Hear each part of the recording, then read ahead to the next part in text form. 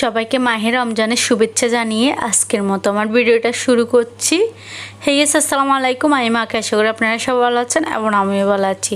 আজকে আমি আপনাদের মাঝে নিয়ে এসেছি আরেকটা মজাদার ইউনিক ভিন্ন রকমের রেসিপিটা হচ্ছে আজকে আমি আপনাদের সাথে শেয়ার করব লইট্টা মাছ দিয়ে কীভাবে জাল জাল একটা রেসিপি করা যায়। চলেন, অনেক রকম তো লইট্টা মাছের রেসিপি দেখেছেন, তবে আমার এই রেসিপিটা ফলো করেন একবার। প্রথমে তেল গরম করে এর মধ্যে দিয়ে দিলাম আস্ত জিরা, দিয়ে দিলাম রসুন কুচি। এবার এগুলো একটু ভালো করে ভেজে নেওয়ার পরে দিয়ে দিচ্ছি পেঁয়াজ কুচিগুলোকে একটু নেড়ে ছেড়ে নিচ্ছি।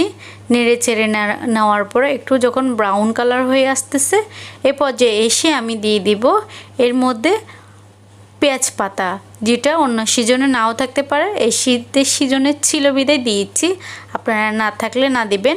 এবং দিয়ে দিলাম এক টুকরো টমেটোটা আমি এমনিতেই দিয়েছি, পরে আবার টমেটো ইউজ করবো এখানে। সো চলেন এবার অ্যাড করে ফেলি গুঁড়া মশলা। এগুলো যখন ব্রাউন কালার হয়ে এসেছে তখন এর মধ্যে দিয়ে দিলাম আমি হলুদের গুঁড়া পরিমাণ মতো, দিয়ে দিলাম লবণ স্বাদ মতো এবং অল্প পরিমাণে মরিচের গুঁড়া দিচ্ছি, কারণ আমি এই পুরো রান্নাটা করব একদম কি বলবো আপনার জাল লইট্টা মাছ যেটা বলে ওইটা। প্রচুর পরিমাণে এখানের মধ্যে আমি কাঁচামরিচ ইউজ করব, কারণ আপনার গুঁড়ি মরিচের যে জালটা খেলে ওইটা আপনার পেটে সমস্যা হওয়ার সম্ভাবনা থাকতে পারে, তবে কাঁচা মরিচের জালটা খেলে আপনার কোনো রকমের সমস্যা হবে না। যাদের অভ্যেস আছে তারা খেতে পারবেন, আর যাদের নাই তারা তো আর বললেও কোনো লাভ নেই।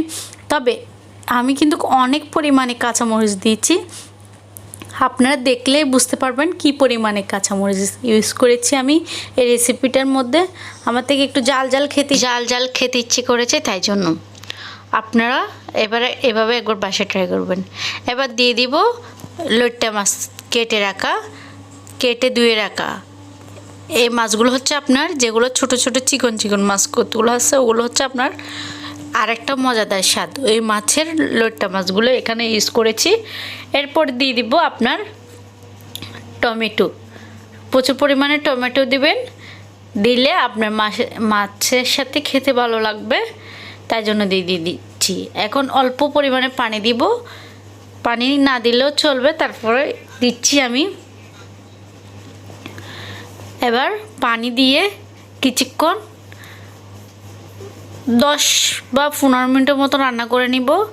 দেখেন মাছ থেকেও পানি বের হয়েছে। এবার আমার রান্নাটা হয়ে গেল।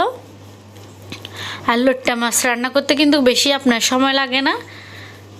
এরপর আমি দিয়ে দিব ধনিয়া পাতা দিয়ে নামিয়ে নিব।